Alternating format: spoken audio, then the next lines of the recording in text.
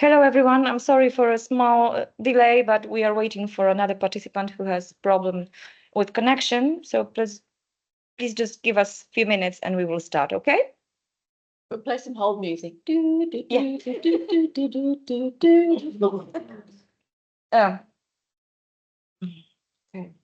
ja się przełączę.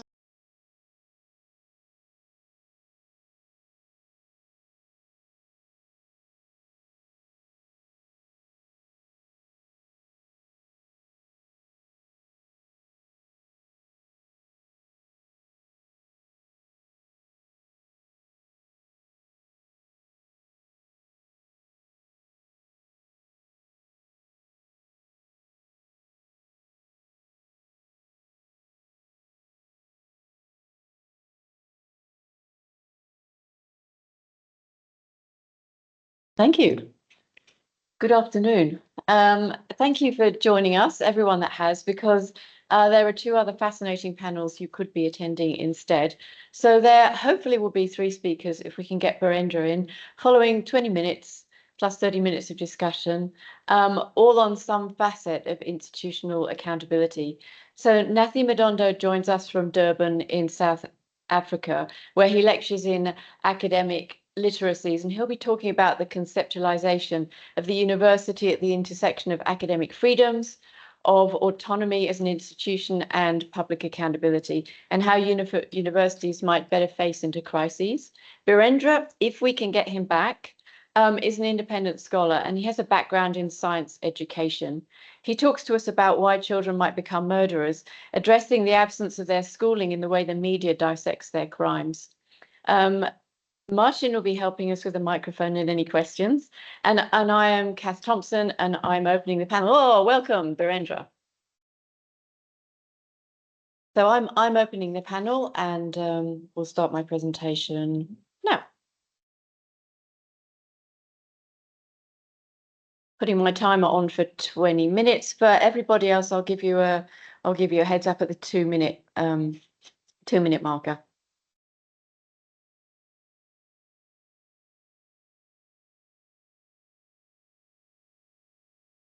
Thank you.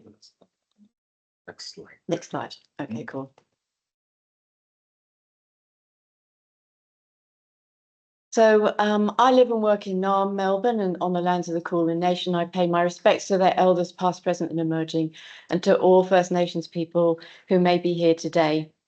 I work in information systems, talking about systems and institutions, the institutions that create them that are untrustworthy, and how the truth comes out anyway and comes to be known, and then what efforts are made to prevent truth emerging, leading to the research question: what stories do these institutions tell themselves and others to deny their wrongdoing and to suppress the truth?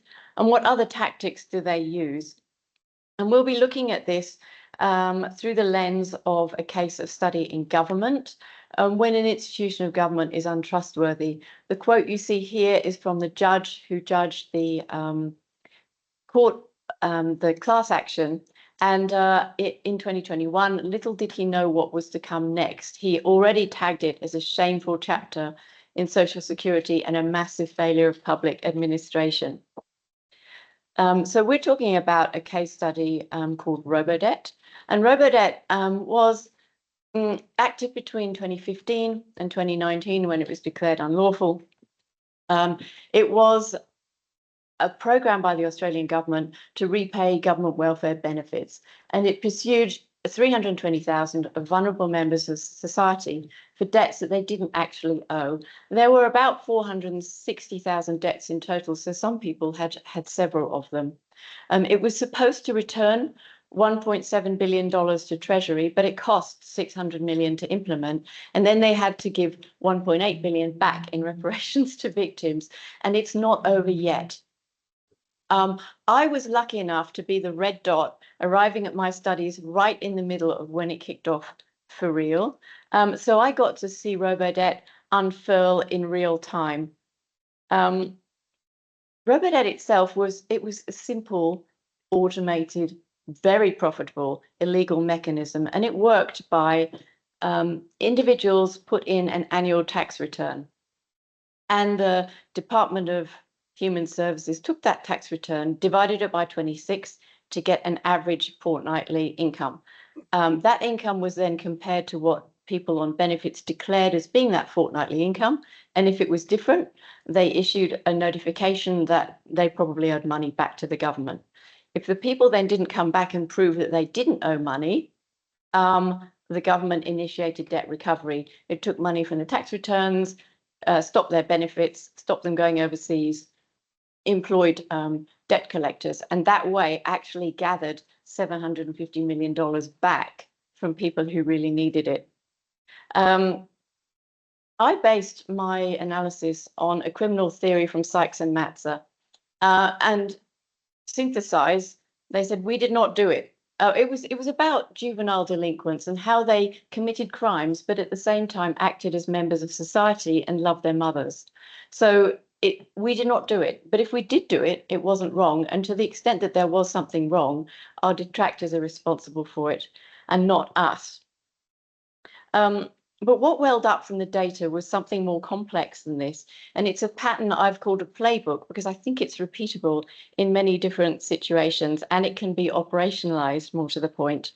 So firstly, you suppress the truth by constructing a false narrative. And to the extent that you can't do that when that fails, you use a combination of the other strategies, not acknowledging them, attacking your detractors, leveraging the powers that you have as an institution, and then looking to the legal system for other ways in which you can stop truth and justice occurring. So the rest of this presentation, we'll dive into this now a little bit more thoroughly.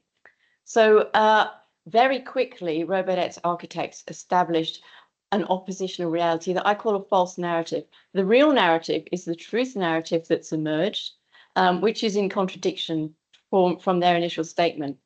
So they start off by saying this is nothing new. The media have got it wrong. This is not a new process. We've been doing it successfully for years. There have been no changes to how we assess income or how we calculate debt. But what is different, not change, but different, is that technology has enabled to do this more efficiently. This was an email that the secretary sent, the head of the public service in that division sent to her staff in 2017.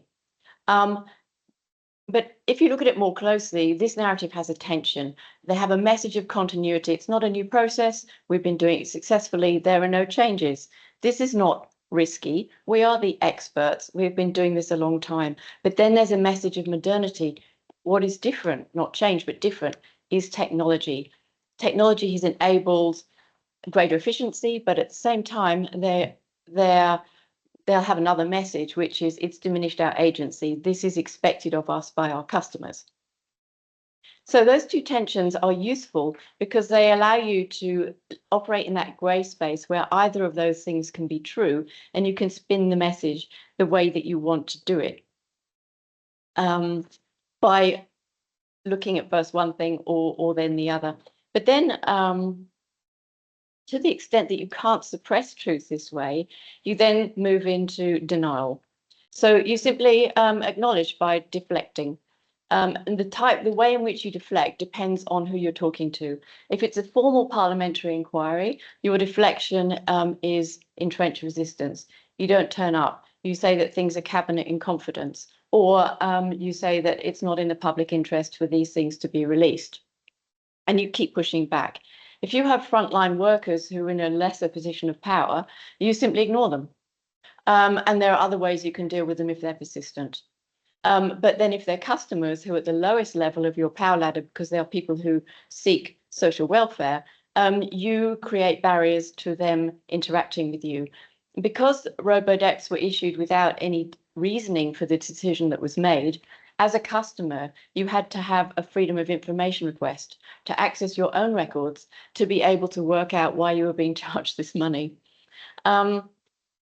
Internal voices of dissent were manipulated in several different ways.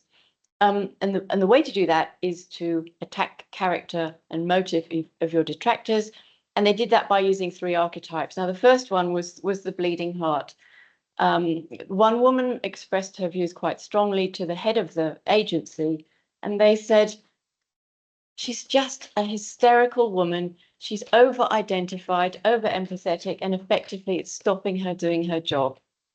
The second archetype is the Luddite, which is these people just don't understand the technology that we've put in place, and that's why they're complaining. We'll continue to work with them so that they understand it better. But this is where the other narrative that recipients prefer to manage online, they don't want to talk to people, comes out. But then that Luddite interpretation inverts the concern that these people had for benefit recipients that they dealt with every day as frontline workers, and inverted it to being they're just worried about their own jobs and whether automation will take it over. And the last archetype is that of the disruptor, which is you know what you're supposed to do, but you're not doing it. You're contrary to the way in which we work around here. Technique 2B is for your externals, you know, the external critics who are experts and the institutions that criticize you. One of the head of the tribunal who started to push back on these robo-debts was characterized as being confused, misconceived, that he misunderstands the process, and that he's asserted legal things that don't exist. What you have to bear in mind was that the person doing this was the person who wrote the textbook on administrative law that is taught at universities. Fast forward back to 2022, and a Royal Commission was launched, and the former Prime Minister Scott Morrison stood up in Parliament and said it was a campaign of political lynching, that it was quasi-legal, that it was vindictive. Technique 3 is applying your institutional leverage, and you do that to your internal staff. So firstly, you sanction them.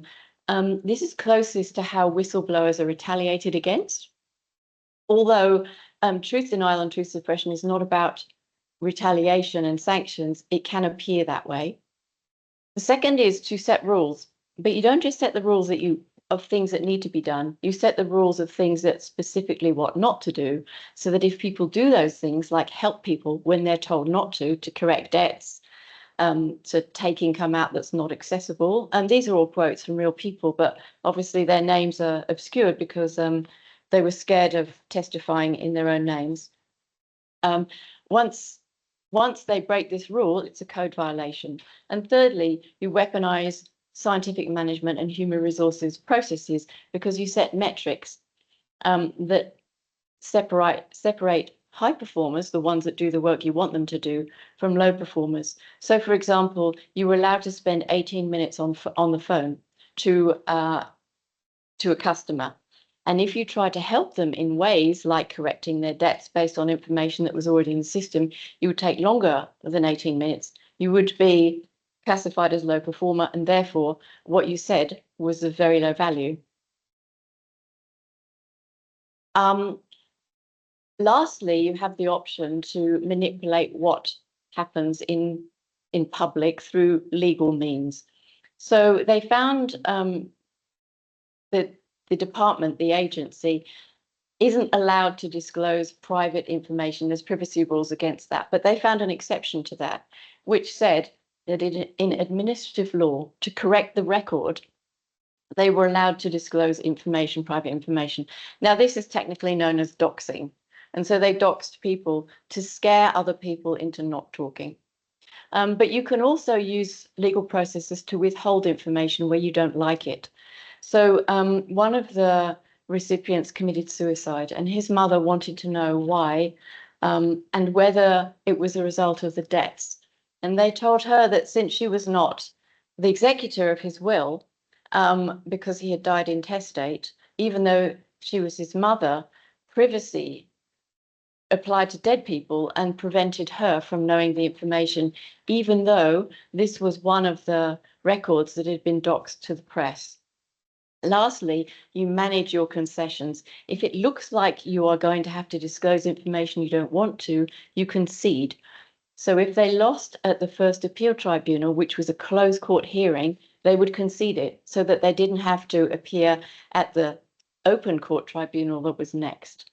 When there was a test case, she said, I don't owe this debt. And they went, you know, you're right. You don't owe that debt. We've recalculated it. You owe us nothing. There is no case to answer.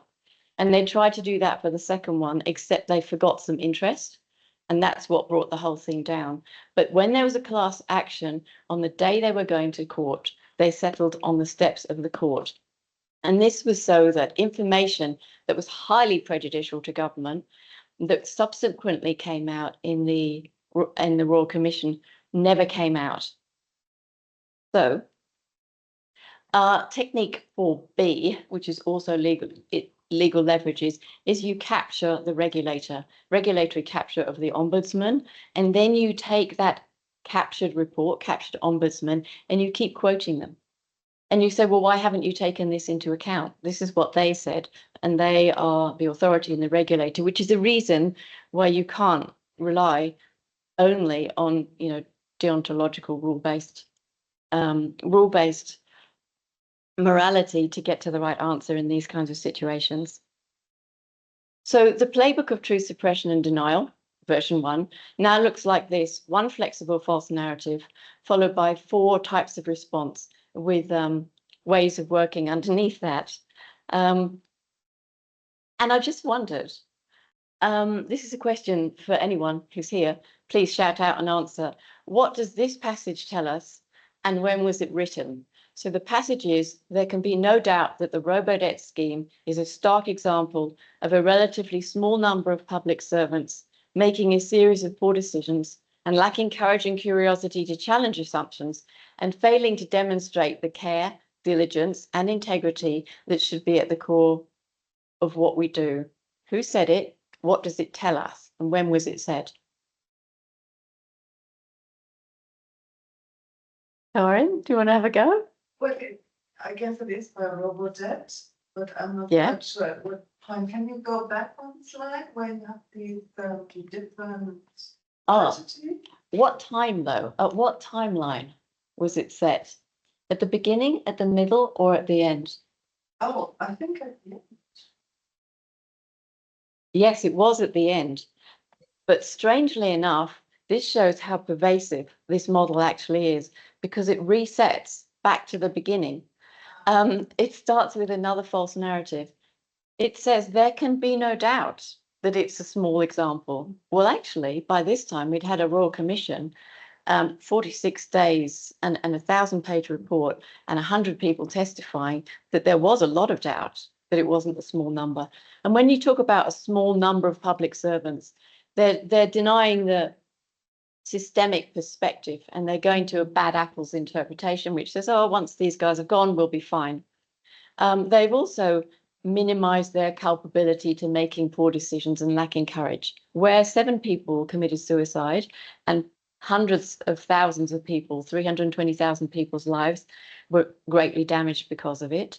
And they also said that they've minimized the harm. We failed to demonstrate care. No, they caused deaths. And so the cycle starts again, and there'll be another round, I believe.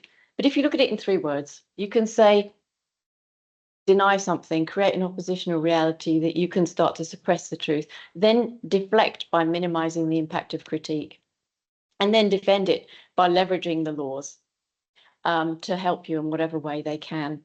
I actually didn't make these connections at the time, but Freud talks about DAVO, which is deny, attack, reverse, victim, and offender. She talks in the context of child abuse and domestic abuse, but a number of her quotes in here, overt and covert attacks on credibility, ridiculing the person, chilling and terrifying threats of lawsuits, really fits into this, as does, and more recently, Paige Sweet's recontextualization of gaslighting.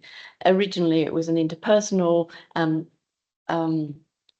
phenomenon that was interpreted psychologically, and reinterpreting it in a sociological context shows that it's manipulation plus the power from social inequalities that gives it its power. And we're starting to look at how that can be worked into institutions in this new form of institutional gaslighting. Those things, I think, are logically where this travels to, because there are structural comparisons between interpersonal and domestic violence and institutional violences. Oops. That, with 2 minutes to go, is my presentation. I know I zoomed through it quite a lot. I didn't talk to any of the quotes because I thought you could probably read them as you went along.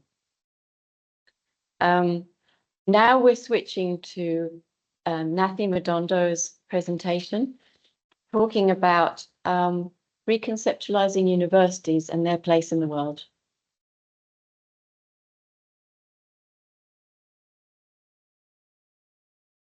Nathi, are you with us? You're on mute. Hooray! Yeah. Hi. I will try and share.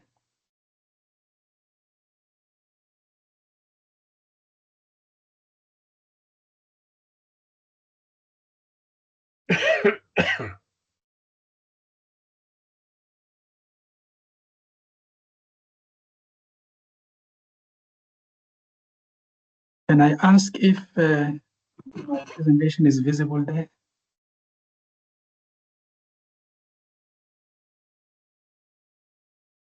Hello?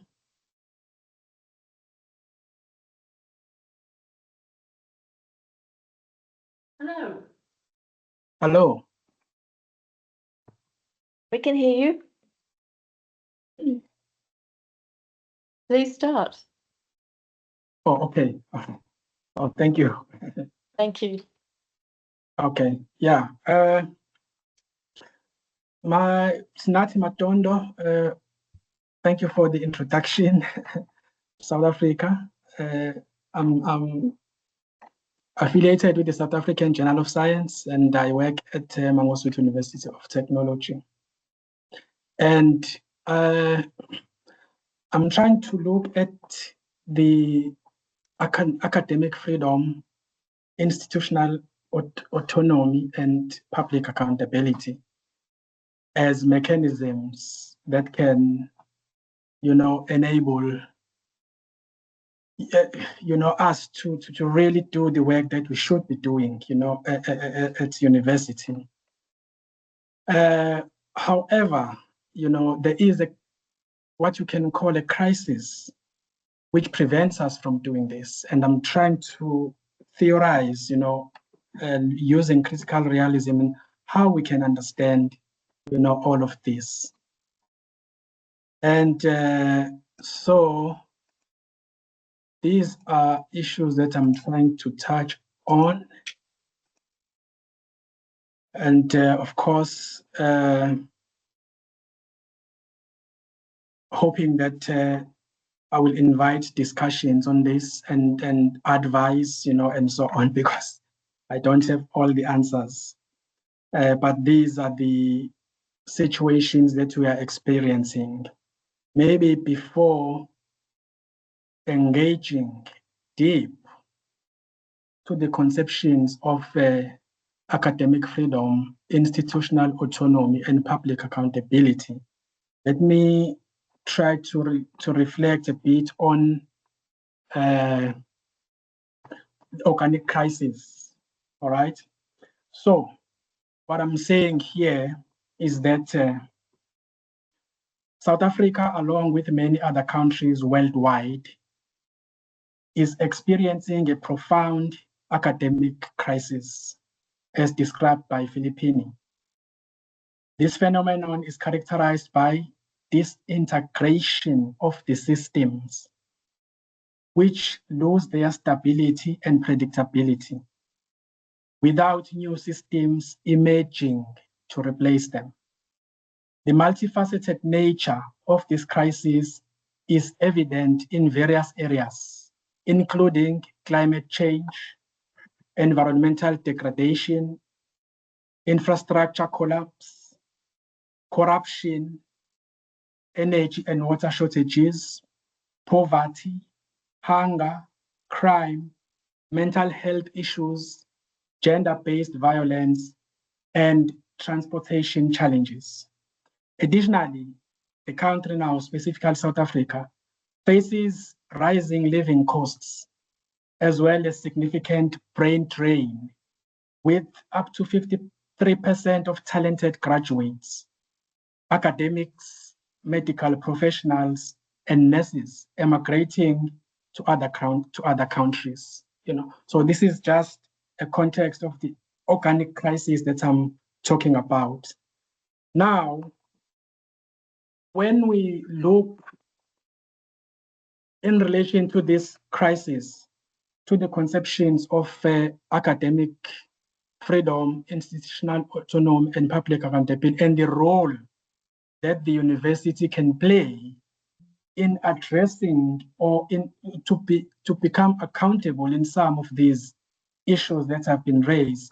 Specifically, in this case, I'm talking about the corruption, that we find, in our academic spaces. The topic is relevant because if I can take you back just a little bit, during COVID-19, universities collaborated well, with communities in unprecedented ways, demonstrating a harmonious integration of these triad, concepts of academic freedom, institutional autonomy, and public accountability. Universities were seen, upfront, engaging, trying to find solutions to the problem of the pandemic. So that is why the relevance of this concept. Now, the concepts are very complex to define. That is the first point. And in South Africa, the Council on Higher Education conducted a study, appointed a task team in 2008 that was going to conceptualize, these concepts. But what the task team found was that the concept of academic freedom, for example, is multifaceted in that it consists of constitutional democracy, freedom of academics and students, to do their work, research, and so on without undue restrictions. And the other aspect of the concept is that it is collegial. It must have collegial governance, which ensures accountability and the academic role. And it is crucial to support, it is crucial in supporting scholarly freedom, that is academic freedom. And of course, the task team also found that in South Africa, accountability was found to be given less attention. I will talk about that later on. And then in 2013, again, the Council on Higher Education in South Africa, it identified that there's still more that needs to be done in order to fully, understand how this concept can be operationalized. And then in 2024, the Council on Higher Education conducted a conference, where also there was, the debate was so complex that there was no one straight answer in terms of academic freedom, institutional autonomy, and accountability. Because within the concepts, academic freedom, for example, there are also other aspects like legal aspects, freedom of speech, and how do you distinguish now between one's freedom of speech and academic freedom, where someone might say something based on his freedom or her freedom of speech, but what they say is contrary to the betterment, of whatever the condition may be. So the idea is that there's complexity, but it doesn't mean that there's nothing that can be done in relation to the concepts, how they can be operationalized. And then the Council of Europe Higher Education, series number 24, also indicated that there is complexity as far as the concept. And of course, what they found also was that the concept academic freedom and also institutional autonomy, the focus is more on the academic or the formal aspect of the concept. But there are other aspects within the concepts which are not considered or are not given much attention, but which may be contributing, to what is taking place. For example, cultural aspect or subjective aspect. So there may be a mechanism like academic freedom, but cultural aspects of individuals or collectively, they don't buy in, into that. So what happens then? So those are the nitty-gritties also that, needs to be theorized moving forward. Now, in relation to all this that I've said so far, how does the purpose of higher education fit in then? So now, if academic freedom is so complex, institutional autonomy, how do we then operationalize it in relation to the purpose of higher education? All right, now, the understanding that I have provided for the purpose of higher education here is that higher education should be in relation to the production, if you like, of knowledge, powerful knowledge, abstract knowledge, principled knowledge that can help us understand the problems, even before they come into the fore, or that can help us provide solutions to the problems that exist. So that is the nature. In other words, we need to nurture the development of this kind of knowledge, the powerful knowledge.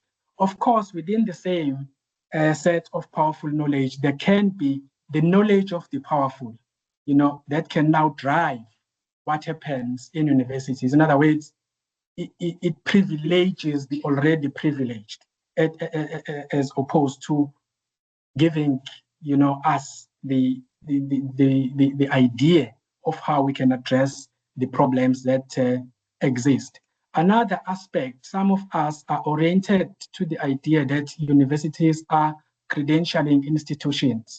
In other words, students, when we teach them, when they join universities, the idea is a private good. I just want to get a certificate and then leave the institution, driven mainly by neoliberal agenda. But whatever orientation it is, the academic project should not be compromised. But the likelihood is that if academic freedom and institutional autonomy are interfered with in a negative way, then the academic project is likely to be compromised. And so I'm looking at these concepts, these triad concept of academic freedom, and as mechanisms that can help us to really focus on the academic project. But what happens within the institutions themselves, achieving this goal, this aim of the academic project is likely to be compromised. And I've used aspects of critical realism to engage at that level. And so at the level of the real, there are mechanisms at play, whether we may be aware of them as academics or not, but they are there. For example, we have the education system, the financial system, and the macro politics of the micro politics of universities, a concept coined by Janssen. Janssen says, what happens outside universities, the politics outside universities, is likely to influence what happens inside universities. In the case of South Africa, for example, what you find is that public officials, are really not accountable at most, in the sense that service delivery to the public, is not there. So what you find is that, sometimes water is deliberately closed so that you give access to those people who can deliver water to the community, through water tanks. And behind the scene, someone within the council, municipalities, they have some way of gaining money out of that process of delivering water to the public. It's not that water is not there, it was closed deliberately, So in other words, there is no accountability. And so those aspects have a way of now of being transferred to what happens in universities, in the sense that within universities now, what we see, what we observe sometimes, is that the academic project is compromised, is that there is, instead of government steering, because of course, there is a relationship between universities, and instead of government steering universities, there is interference, in terms of what happens and what does not happen, and that interferes with the institutional autonomy, of the institution. So these mechanisms at the level of the real, we see them, we observe them at the actual level. And so what happens then is that mainly in historically disadvantaged universities. So in South Africa, we have, different types of historically advantaged universities and historically disadvantaged universities, because of the legacy of apartheid, where we come from. And so mainly in these historically disadvantaged universities, mainly Black universities, there is what you call chronic dysfunction. In other words, universities are mainly dysfunctional. So said Janssen, are dysfunctional because of what happens underneath, like the education, like the financial system. I will talk about this. And so if the academic project is compromised, what happens then is that what we should be seeing, we should be doing as far as the teaching is concerned, where we should see students being independent, they experience independence, they are self-regulated, they develop understanding. It's difficult, to reach at that level, to develop the critical, analytical, thinking skills and so on, So what happens at the, at the disciplinary level, disciplinary knowledge, curriculum level, it's difficult for academics because, there's no freedom to do this. There's no autonomy to do this because there's a lot of interference, from the outside. And as a result, what you find is that because of that, if I go back a bit, there is universities are under administration, there's malfeasance, there is a student disruption, most of the time. Instead of going to class and teach, there is always discipline most of the time. Now, implications, if now we apply critical realism here, implications for this is that if we look at what is happening, disruptions, university put under administration, in other words, the council and the management is taken over by administrators, so the Minister of Higher Education, for example, would appoint, administrators to run the council of the university and to run the management of the university, until the situation, is resolved and investigations are done in terms of what has led, to this. In my current university, for example, the chairperson of the council was, I don't have the right word, but, was relegated, of his position, was released, from his position, and the council was dissolved, because of the many, issues that going on, which were contrary, to the idea of pursuing the academic project. So critical realism in this case help us to understand that simplistic deterministic view cannot fully explain ongoing issues, we need something deeper than that that can help us. You know, while there's an acknowledgement that the impact of apartheid, you know, was 2 minutes. too much. 2 minutes. Sorry, how many? 2 minutes. 2 Okay, minutes. I'm running off now. Okay, all right. Thank you.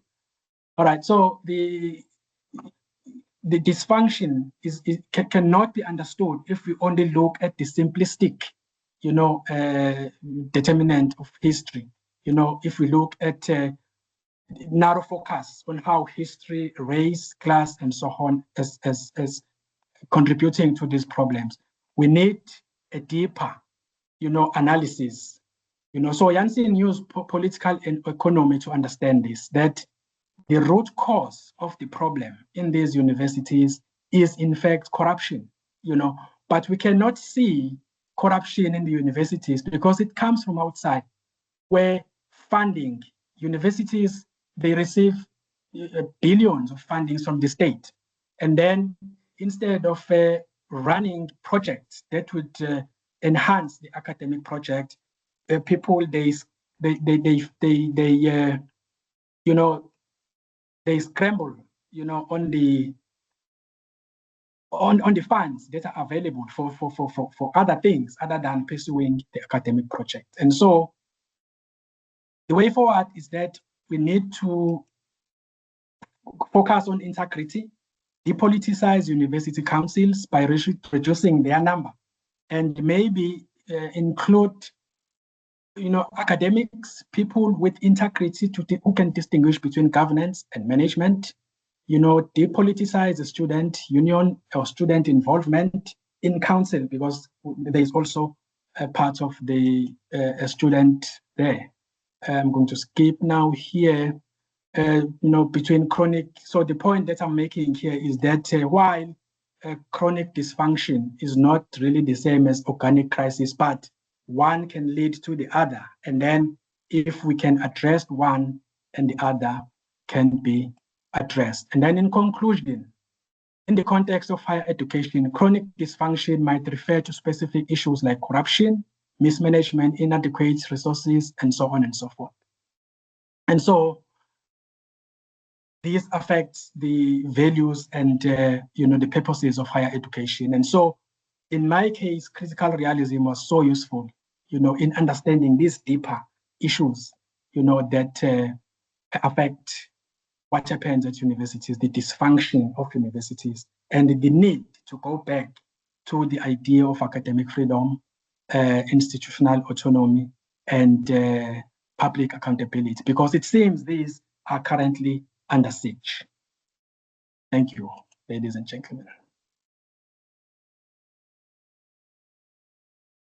Thank you very much. Virendra, you're up next. Okay, so I'm ready.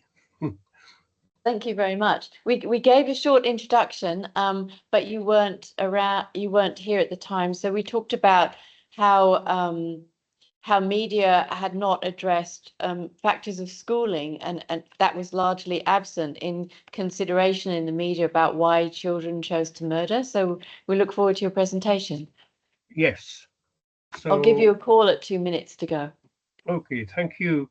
So that is the title, and this is set in England, and I've been aware of many examples of teenage children getting involved in crime and even murder. So next slide. So there are two examples I'm giving. This one in April, 28th April 2025, and you can read that at the All Saints Catholic High School. This is the BBC report. There's no intention to relate it to the nature of the school. It is simply that was the news item the BBC carried on that day. Next, please. Next. So then the siege on the, in May, 14 children arrested. Again, BBC News. My question always is that if there are children aged between 11 and 14 years old, then they must have been in the state school system. So if I go to the next slide, please. So many questions are asked every time this kind of crime happens. The race of the children, white or black or other, family background of the children, one parent family, or a kind of family which had influence on the child. All those questions are relevant. What's not asked is what experience did these children have in the state school system? A very useful book published in 2024, last year, by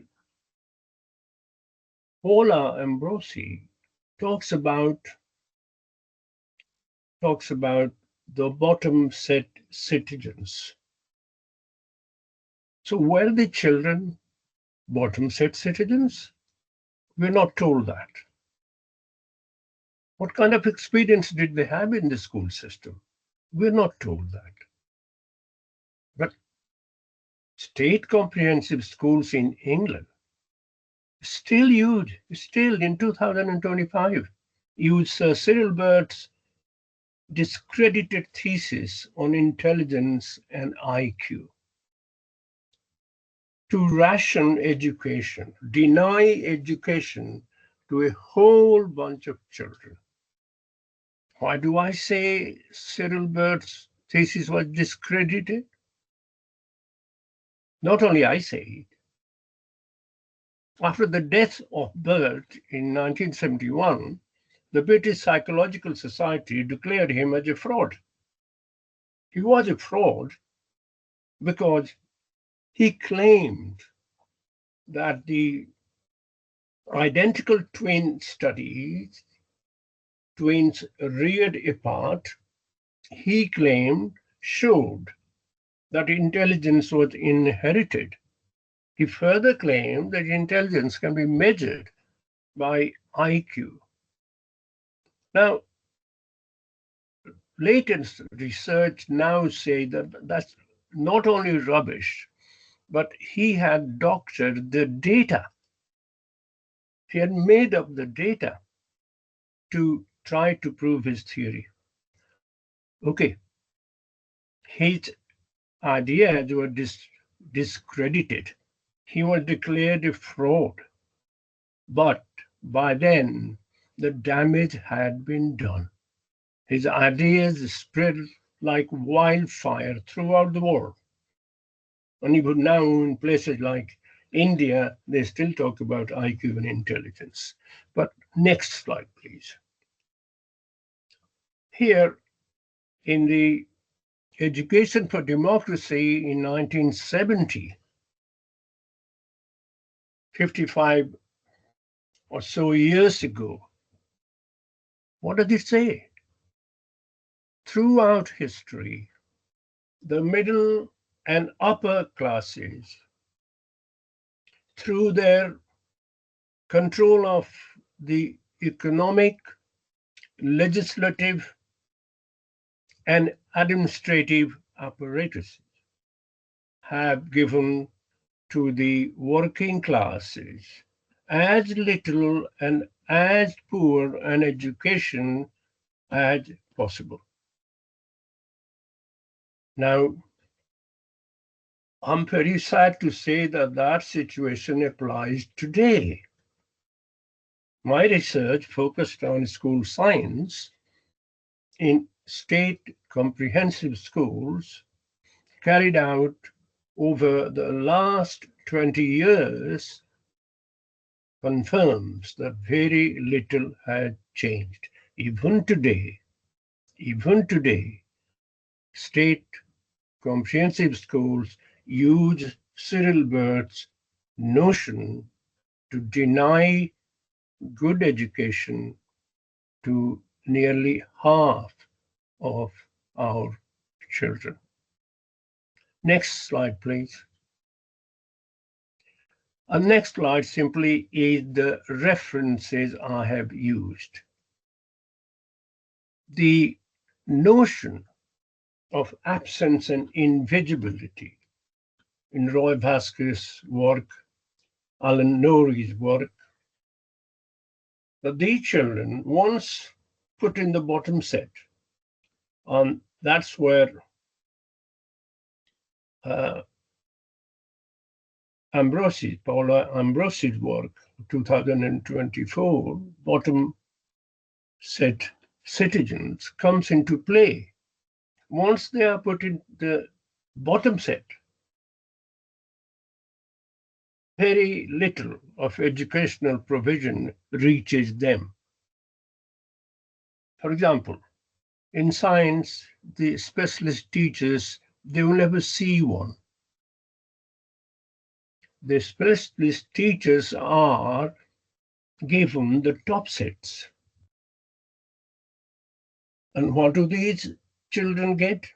The bottom set. Cover teachers, supply teachers, student teachers, or no teachers.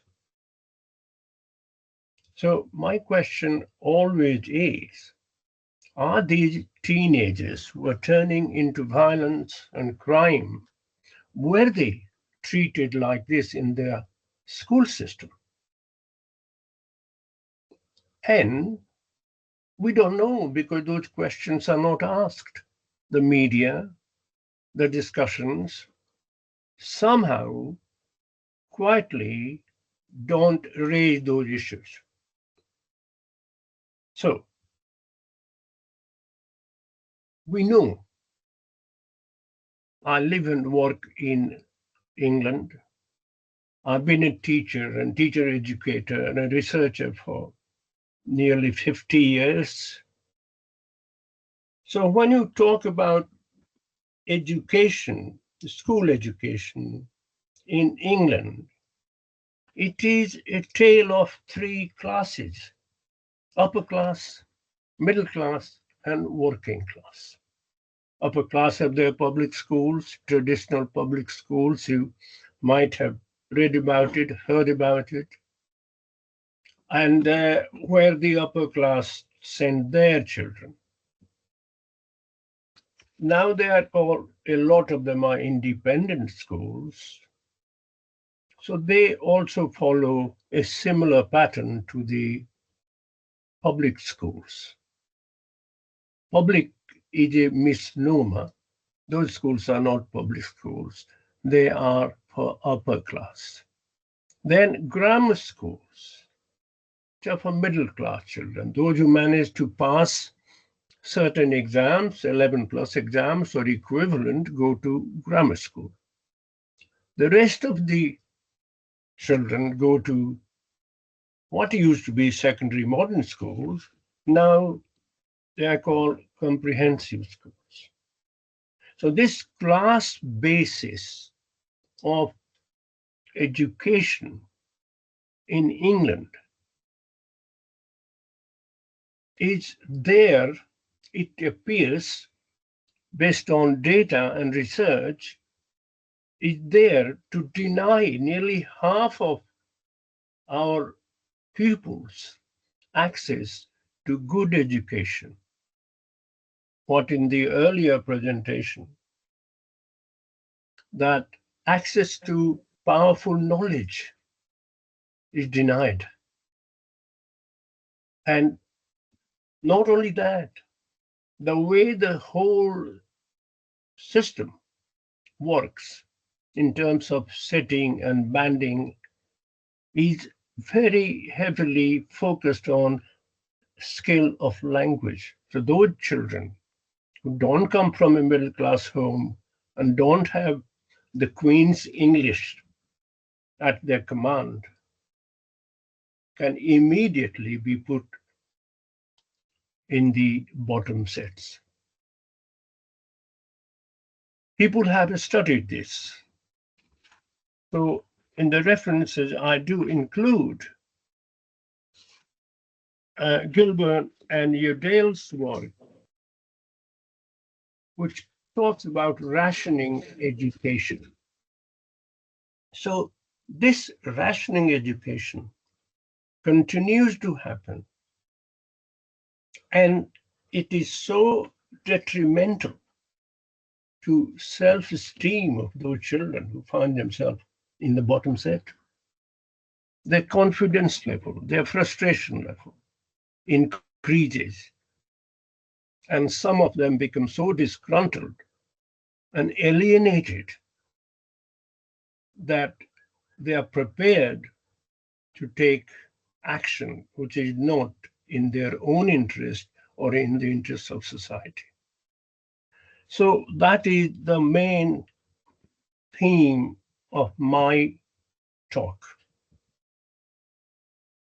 And my feeling is, and I haven't researched that because of England's position in terms of being a colonial power for so many years, the erstwhile colonies have also adopted a similar structure in terms of denying access to good education, access to powerful knowledge.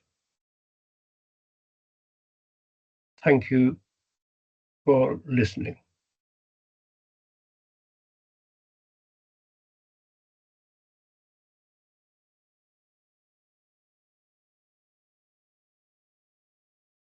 Thank you very much, Virendra, and thank you also, Nathy. I'm now opening for questions. And Karen is taking the mic. Yeah, thank you. I was much all three presenters. Fascinating perspectives and insights, and I especially would like to say thank you to Belinda because you have been at every conference that I've been to over the last years, IACA conferences, and I'm so delighted to see you at least virtually at this conference as well. So that's absolutely fantastic. I have a question for all of you, but I guess I would just start with one question and for Belinda maybe, and that is, do you think that, I mean, I absolutely take your point that the class system in the UK and the distribution of opportunities according to resources is very unequal. But do you think that one factor today is also, sorry, the mic isn't always working, isn't also social media and perhaps isolation of students?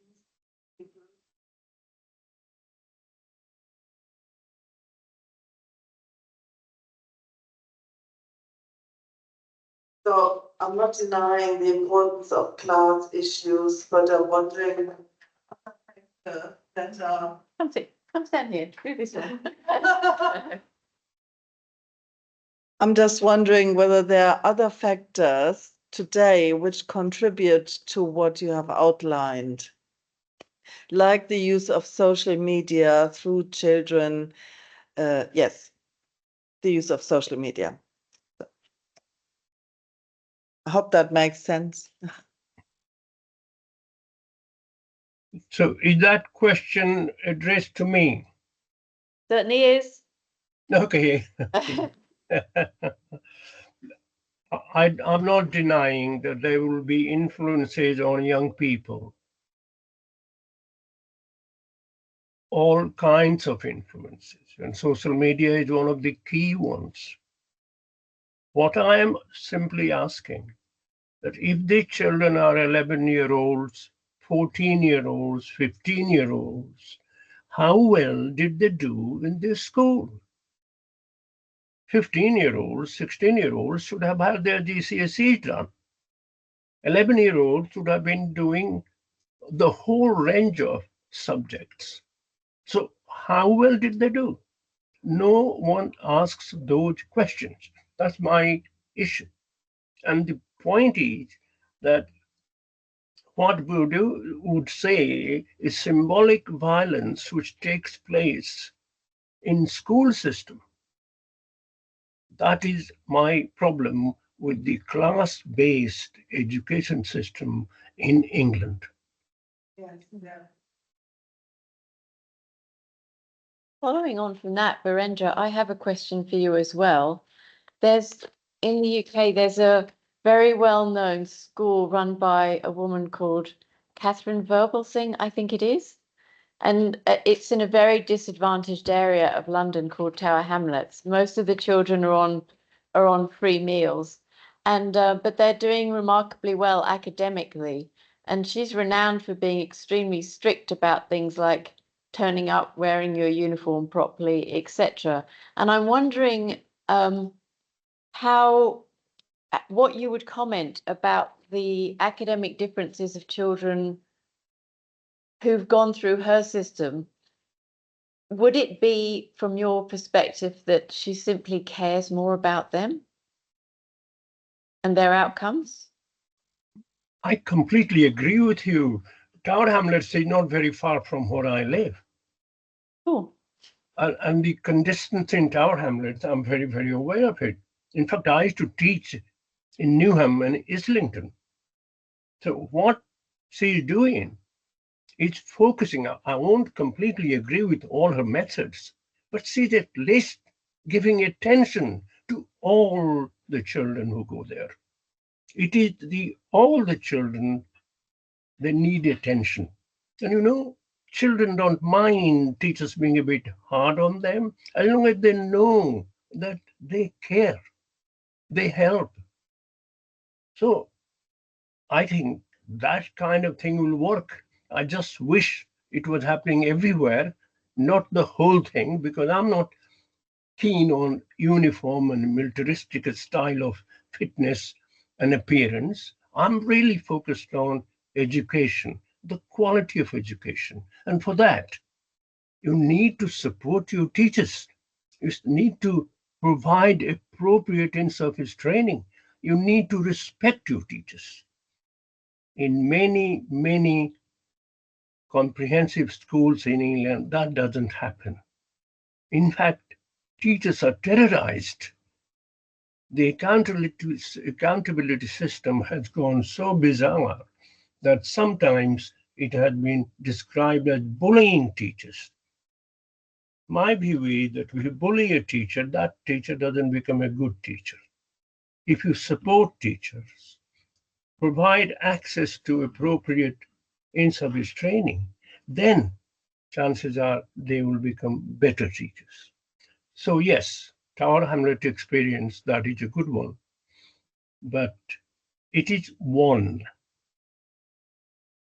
I don't want to underestimate its influence, but if it works because the head teacher is giving attention to all the children. So it is the attention and the care and importance of learning. Are those kids learning? Yes, they are learning. Are the other kids learning? No, they are not learning. So that's, I don't know whether I've answered your question or not. Yes, thank you. Oh, Nathi, you've got your hand up. A question from you? Yes. No, a comment really. I think Virendra read my mind. Because we have the same situation in South Africa as well, but I think the core is because with these different schools, you find that in those upper class, and middle class, I'm not sure if it is the nature or the rules that apply there. There's the attention, that is given, to students or to learners, the attention that is given. I mean, there's a school which I live next by, in Grahamstown, one of the locations in Grahamstown. In the morning, it's a middle class school. In the morning, students, they would come, deliveries, for food, private companies, coming to deliver food, and so on. And in other schools, students, I mean, even they go to school without any food, So I think the care and the attention that is given to what is happening inside the school, plays a bigger role, and of course, the role of the public officials, in that sense as well is crucial, so yeah. Yeah, in a very real sense, the embodiment in the full plane of social being, the connection to basic things like food, and then the social connection of things like attention, are really important, I think. Yes. I have a question for Nathy, actually. Does other questions? So in a situation like yours, where you've had systemic disadvantage and you've overcome, you're advocating, South Africa is advocating for justice in the world, and your Justice and Truth Commission, it has been a model for ours in just completed in Victoria, the Uruk Truth Commission, and worldwide, but you're still facing incredible headwinds on so many levels, and they seem to be getting harder. How do you retain hope?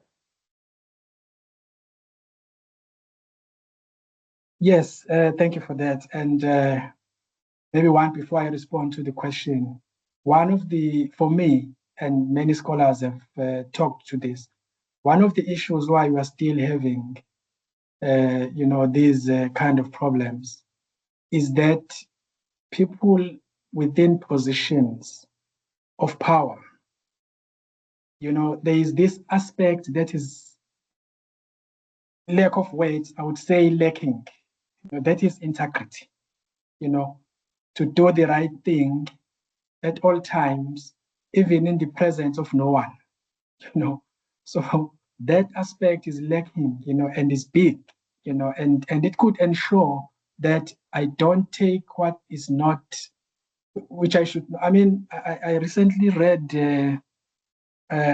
from news that one of the public officials bought a 30 million rand a mansion, and the tender to reconstruct some hospitals was given to his, two young children, male children, Now, if you, as a public official, I mean, how do you buy a 30 million rand house? So there's integrity, there's lack of integrity there. And of course, it means some people will suffer who should be getting services that are not getting. So where the hope is, I'm hopeful, because of conversations like this, because I'm not the only one, who is saying this, And recently, the provincial minister of the provincial commissioner of police, in South Africa, called press conference and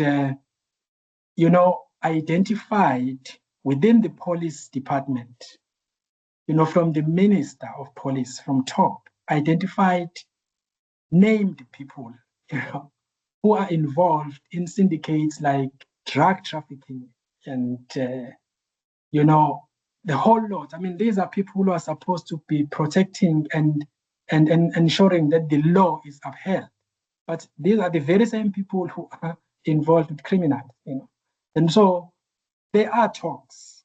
something is going on. The bigger problem is that within the process, people are also being assassinated, because if you talk the truth, you get assassinated. So people are afraid, but I mean, we come from apartheid, a very serious condition, but we managed. I mean, apartheid was designed to make people like me, black, to, because South Africa was white South Africa, So someone like me had to go to school and then be able to write, and that's it, and go and work, in a factory, But because now through critical realism, I'm realizing now, because I'm aware of critical realism, that as people, we also have agency. We can transcend the obstacles, that are placed, in front of us. And I think many of us would be, in that point. We can transcend, slowly but surely, I believe. But the hope is there. Thank you for the question. Thank you.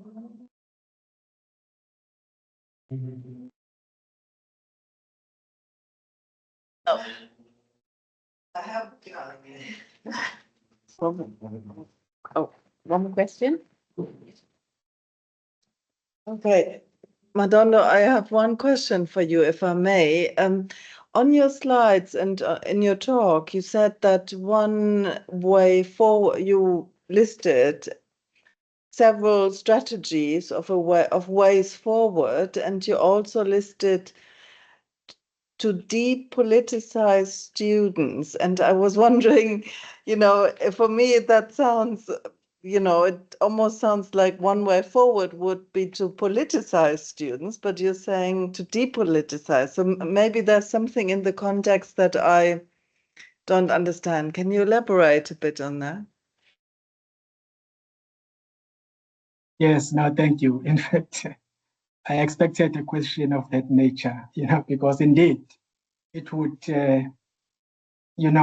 be well within the frame of the discussion to politicize students, but the context is this. So there's a student representative council, and there are the council, the student representative council also has a space within the university council, where they sit, where decisions are made.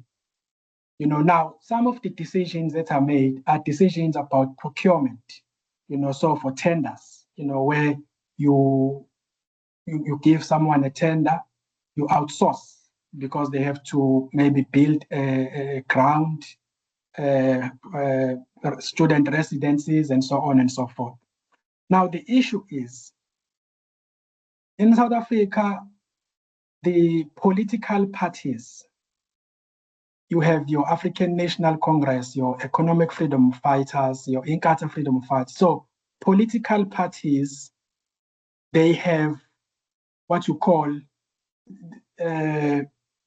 youth, youth league as well, and the youth also is part of the school of the university going, students. And so what happens is that the politics outside the university, they influence the decisions that are taken within the council at university through students, And so now the idea is that when students run for these positions, for SRC positions, to become members of the council within the university, they should not be campaigning for positions from a political party point of view, but they should campaign as students, as individual students, because that would now compromise, what happens within the university because of the political interference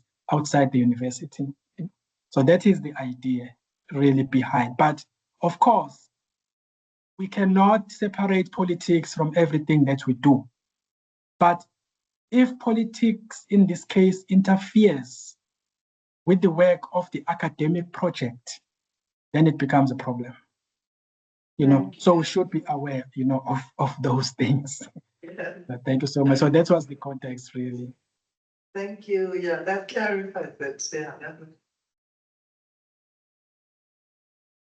Thank you so much for your insight. My best hopes for all our continued advocacy and action. Thank you so much for letting us be a part of your world. It's 5 o'clock now, so this panel is drawing to a close. Any final comments from anyone? Just final comment Yes, for me is okay. political freedom and getting students involved is not a bad thing. But I don't disagree with you in the context we are talking about. My context is in the sixth richest country in the world, UK. And there is a hunger here, and child poverty is increasing fast. That's all. Thank you. Yes, it's very true. Thank you Bye. so much Yes. for your thank you so much for your participation, and we look forward to seeing you again tomorrow at the conference. Yes, Thank you. definitely. Yeah, thank you very much. Thank you so much. Thank you so much. Thank you. And thank God.